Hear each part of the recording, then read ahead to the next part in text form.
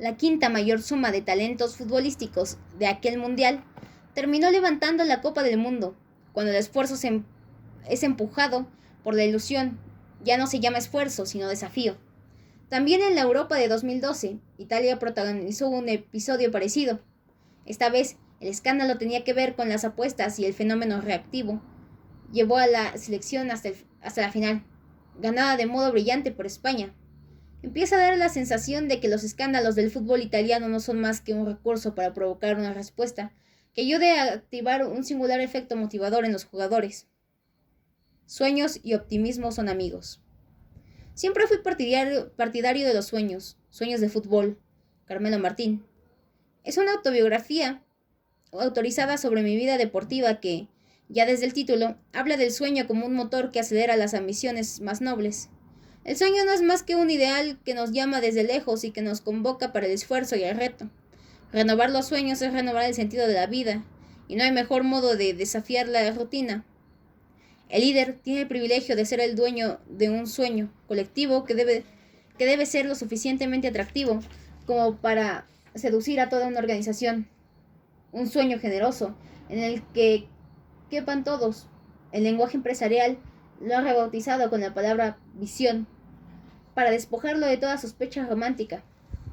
Da igual el nombre, lo importante es inventar un lugar de llegada atractivo que nos ayude a hacer más estimulante el día a día y que le dé sentido al viaje. En todo caso, hablo de los sueños como el territorio que habita un inconformista, no un iluso. El que tiene sueños tiene esperanza. La esperanza también apúntala el optimismo, otro alimento de primera necesidad para la larga y empinada ruta que lleva hasta la consecución de objetivos. Eso no significa no vivir fuera de la realidad ni hacernos propósitos insensatos, como ese pobre hombre que venía cayendo de un piso 25 y al que cuando pasaba por el 12 se le oyó decir: de momento vamos bien. Lo digo porque en ciertos libros de autoayuda uno sale con la creencia de que si es optimista ganará más partidos, cerrará mejores negocios y, de paso, ligará más. Los lectores salen a la calle con una sonrisa de oreja a oreja, pero descubrirán muy pronto que la receta está lejos de ser infalible. En Una mente feliz, Elaine Fox pone el optimismo en su sitio. La predisposición al optimismo no solo consiste en mostrarnos felices y alegres, sino que más bien guarda relación con el hecho de albergar esperanzas en el futuro, un convencimiento de que las cosas van a salir bien y una fe inquebrantable en que podremos lidiar con todo aquello que nos depara la vida. Quienes vuelcan su negatividad sobre cualquier proyecto deben saber que están dañando la ilusión de una organización entera. G.C. Lichtenberg lo decía así: he mirado la lista de enfermedades y no he encontrado en ellas las preocupaciones ni los pensamientos tristes. Es una gran injusticia.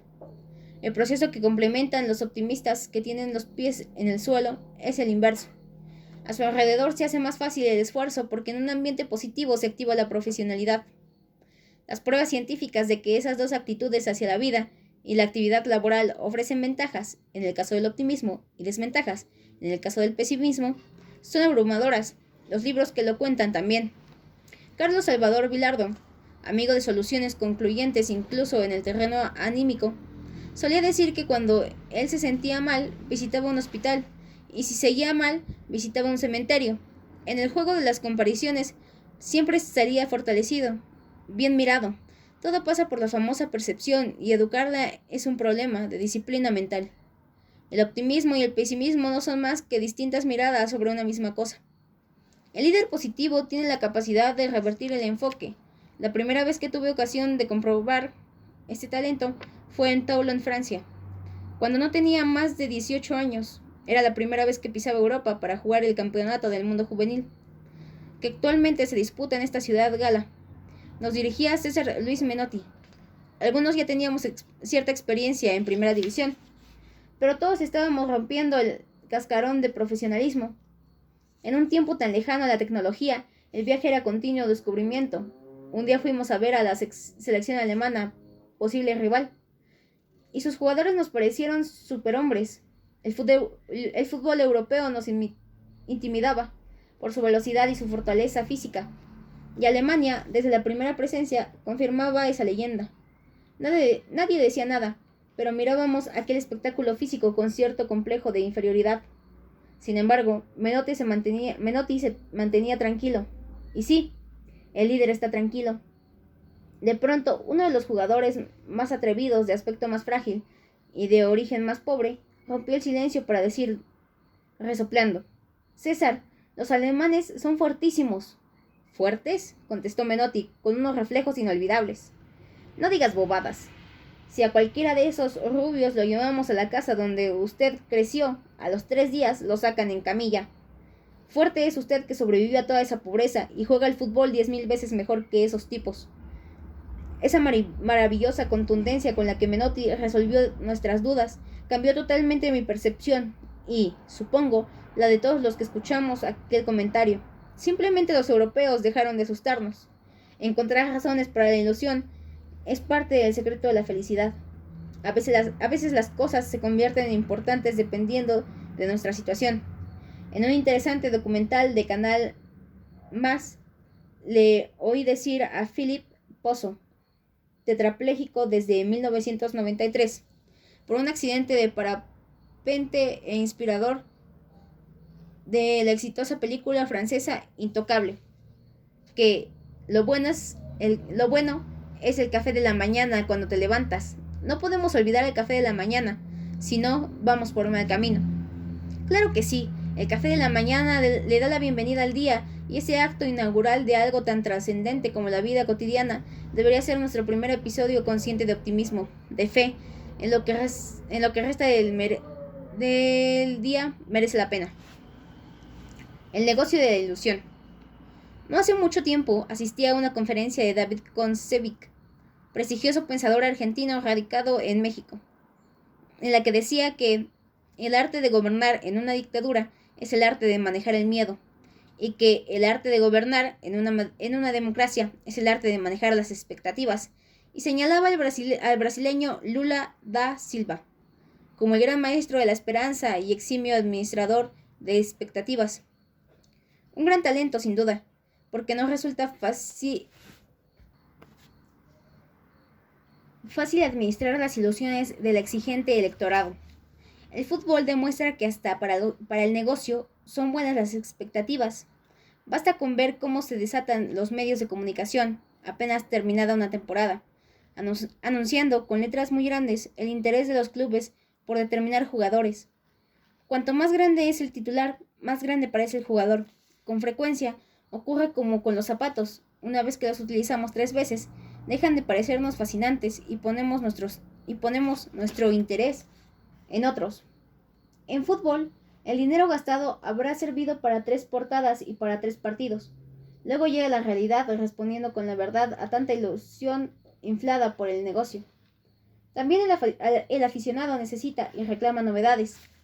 Al día siguiente del fichaje de Zinedine Zidane por el Real Madrid, las oficinas del club eran una fiesta. Se habían conseguido uno de esos objetivos que marcan la historia de una institución. Los periódicos hablaban de fichaje récord, hasta ese momento el más caro de la historia del fútbol, de jugador fascinante, de exitoso, de gestión. Supongo que con esa satisfacción encima salimos del club con Florentino Pérez para ir a comer a un restaurante cercano al Santiago Bernabéu. Íbamos con la guardia baja, satisfechos de lo que creíamos había sido un trabajo bien hecho. Pero un taxista que pasaba por ahí nos devolvió a la realidad a grito limpio. Florentino, ficha a Mendieta de una puta vez. Gaizka Mendieta. En aquellos días era un jugador de moda en el fútbol español. Cuando el presidente del Real Madrid volvió en sí, dijo lo único que merecía el momento: la afición es insaciable. Pero no, la que es insaciable es la ilusión, y por supuesto que arrastra un peligro que siempre está al acecho. Los aficionados al fútbol, como los electores en la política y los empleados en las empresas, aman las ilusiones, pero exigen su cumplimiento. El largo camino del reto. Osvaldo Soriano, uno de los escritores argentinos que más y mejor escribió sobre fútbol después de haber jugado a un nivel menor, escribió, poco antes de su muerte, una frase en la que cualquier exfutbolista se puede reconocer: A los 50 años sigo rehaciendo goles que no hice. Efectivamente, se trata de un vicio lícito e inocente en el que caemos con increíble frecuencia. Metemos dentro de la portería balones que se fueron fuera, pero también saltamos sobre patadas arteras que nos pegaron y hasta ganamos partidos irremediablemente perdidos. Parafraseando a Ramón J. Sender, el pensamiento no delinque y en él nos entretenemos. Pero la esperanza no tiene efectos retroactivos, solo sabe mirar hacia adelante. Por esa razón, este es un buen lugar para que hablemos de las metas, para que volvamos a Ítaca. Uno es la meta, decía Charles Chaplin. Uno simplemente no quiere ser menos bueno de lo que ya ha sido.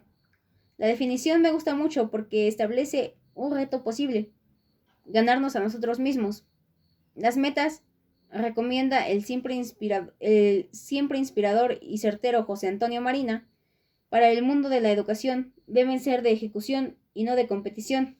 La importancia de este consejo extiende su utilidad también a los ámbitos deportivos y laboral. En la meta de ejecución te comparas contigo mismo. Nos podemos proponer tirar más veces a portería, correr más kilómetros o ser menos individualistas de lo que hemos sido en el último partido.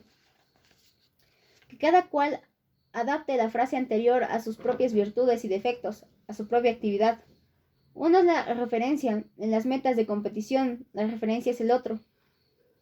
¿Qué sentido tiene? Y, sobre todo, ¿qué tipo de estímulo voy a encontrar si comparto mi patrón creativo con el de Messi? ¿Qué sentido tiene? Y, sobre todo, ¿qué tipo de desafío voy a encontrar si me comparo con el peor jugador del campeonato?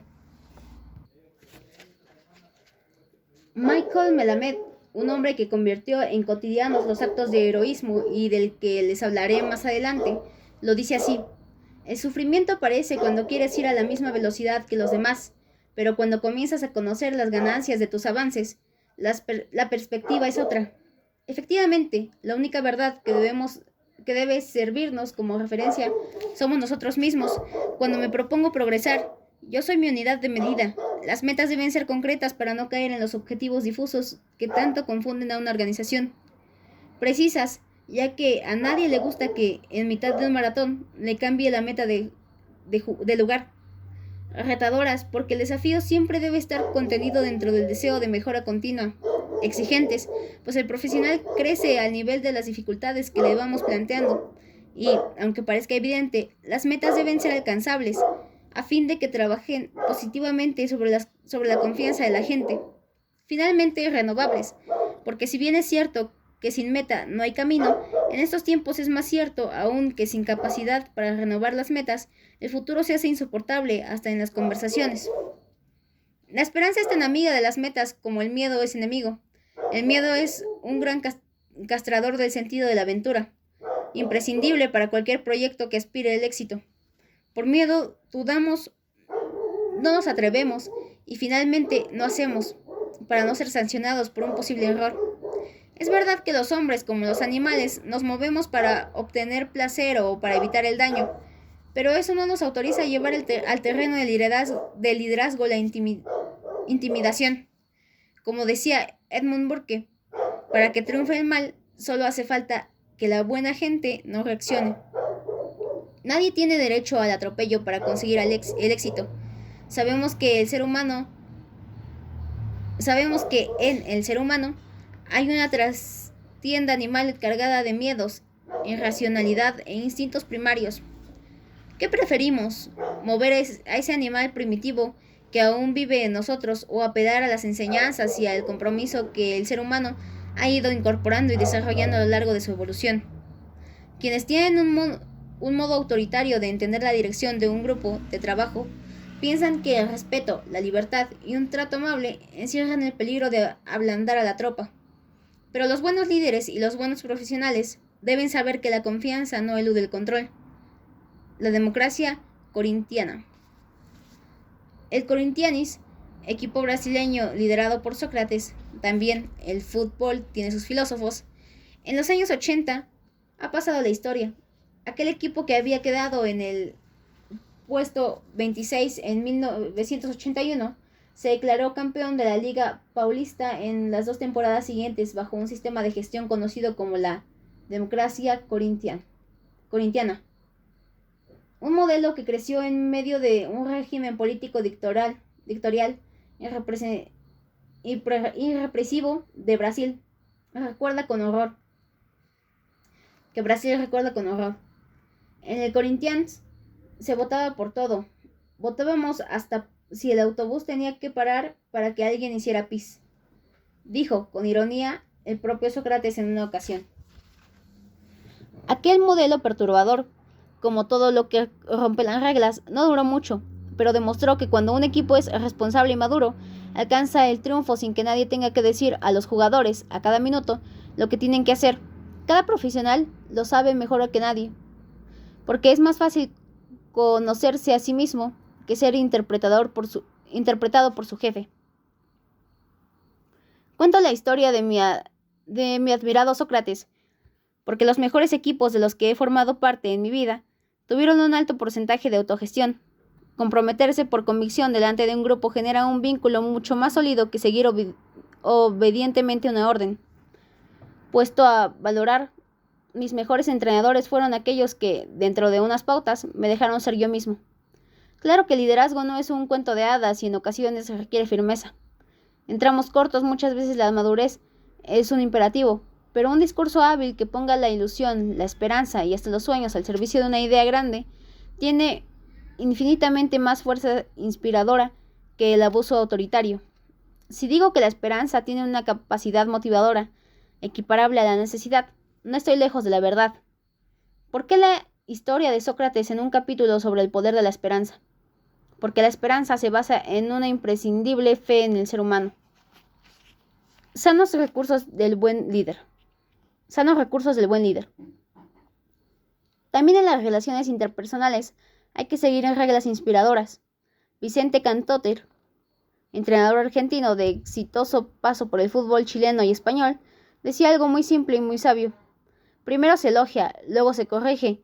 Se trata de quitar con una alabanza todo el andamiaje defensivo y predisponer al deportista mucho mejor para la crítica posterior. Mi entrenador personal aún no ha entendido los beneficios psicológicos de estas actitudes. Este libro está escrito, entre otras razones, para que reaccionen y me elogien un poco. La vanidad, como ya veremos, tiene sus ventajas, así como los sueños no tienen por qué convertirnos en ilusos. La vanidad, en su justa medida, no tiene por qué convertirnos en egocéntricos.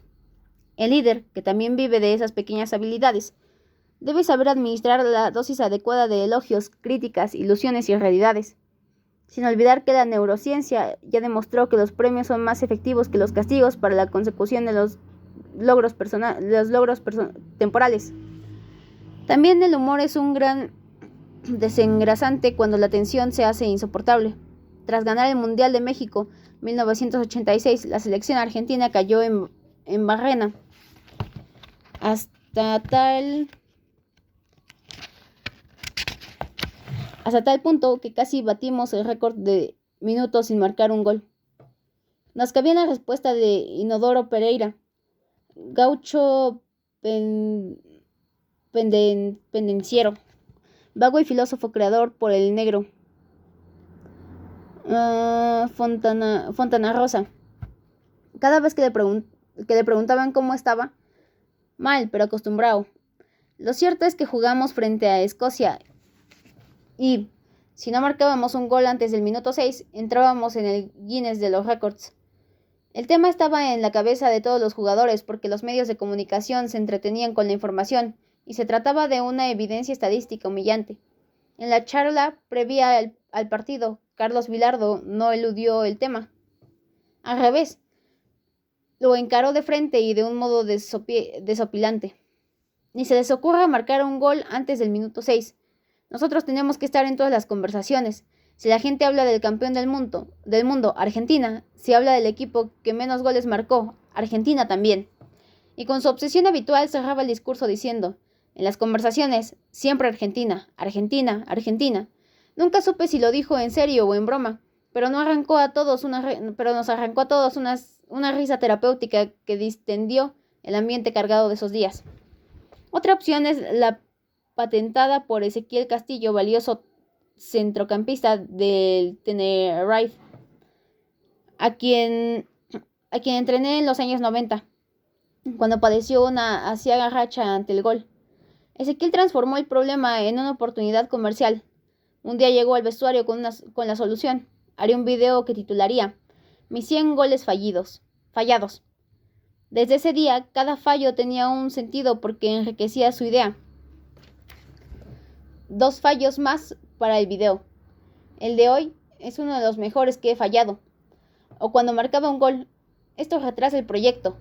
Como le oía Luis Pedraita, si hay talento se puede hacer humor hasta el holocausto. La del humor es una terapia magnífica que no podemos subestimar cuando descubrimos que uno de los nuestros está abatido. Por esa razón, el líder debe ser un especialista en cada una de las personas que tiene bajo su dirección, y no intentar cambiarla, porque eso es imposible. No podemos olvidar que lo que para uno puede ser un estímulo, por ejemplo, una bronca delante del grupo, para otro puede resultar paralizante. Hay personas que se movilizan por su espíritu de equipo, otras por su sentido de la responsabilidad. Pero también están quienes necesitan acentuar su individualismo o quienes piensan, sobre todo, en la recompensa económica. Conviene darle la pastilla motivadora adecuada a cada uno de ellos. Si equivocamos el tratamiento o la dosis, las consecuencias pueden ser desastrosas. Sin embargo, todos serán mejores si los ayudamos a entender que, al final del camino, nos espera la hermosa sensación del deber cumplido, porque hemos llegado al mejor sitio posible, aquel que habíamos soñado colectivamente desde ese punto de vista. El liderazgo compartido produce, en el éxito, una extraordinaria sensación de comunión, y en el fracaso también compensa, porque cuando se pierde con amigos se pierde menos. Hasta para el amor sirve la experiencia. Los seres humanos necesitamos trascender nuestro presente para encontrar factores motivadores. Hay un interesante video de Juan Sebastián Verón en los momentos previos de la final del Mundialito de Clubes entre Estudiantes de La Plata y el FC Barcelona, en diciembre de 2019. Verón, en su condición de capitán, reúne a sus compañeros en la misma puerta del vestuario para darles una maravillosa renga antes de la gran batalla. No solo llama la atención que Verón les recuerde que están ante el partido más importante de sus carreras. Nosotros seguimos un sueño, y ese sueño, hoy, se hace realidad. Es aún más llamativo que convoque al futuro para encontrar argumentos que ayuden a entender la trascendencia del partido. Disfrutemos de estos momentos que van a quedar en la memoria de todos, en la memoria de cada uno de nosotros, cuando en el futuro nos contemos para revivir esto. Hacia adelante la imaginación convierte en promesa el éxito. Hacia atrás el recuerdo nos devuelve la emoción. Y terminó con estas palabras del premio Nobel Jacinto Benavente, al que un día le leí algo que, a medida que voy cumpliendo años, me va pareciendo más convincente. Lo mejor de hacer el amor es cuando subimos por las escaleras. La fuerza de la ilusión efectivamente es incomparable, razón suficiente para que comprendamos que es justificable, en el sentido de que compensa ampliamente realizar un gran esfuerzo para que el club o la empresa que lideremos merezca la ilusión de sus trabajadores. Ideas clave. Sin la esperanza como compañera de viaje, Ítaca pierde sentido. Todo gran propósito debe llevar una esperanza dentro, porque la ilusión es el mejor energético. Por esa razón, el líder debe ser capaz de defender un gran sueño para que el equipo entero lo convierta en un desafío colectivo. Si en la guerra se considera el pesimismo como una alta transición, es porque su efecto sobre un colectivo resulta disolvente. Es el optimismo el que ayuda a mirar al futuro con esperanza, fortaleciendo la vitalidad competitiva de un individuo y del grupo. La esperanza necesita definir metas atractivas, desafiantes, claras y posibles para fortalecer la confianza y espantar el miedo. Pero la meta más eficaz es la que contrasta nuestros propios logros. Compararnos con nosotros mismos es lo único que nos asegura un progreso razonable y constante. Hay desafío colectivo y remedios que, como un elogio oportuno o el humor, ayudan a desengrasar ambientes densos. Pero el líder debe ser un especialista en cada uno de los miembros de su equipo para descubrir cuál es la expectativa de cada cual y poder darle a cada individuo una esperanza adaptable a sus ambiciones personales.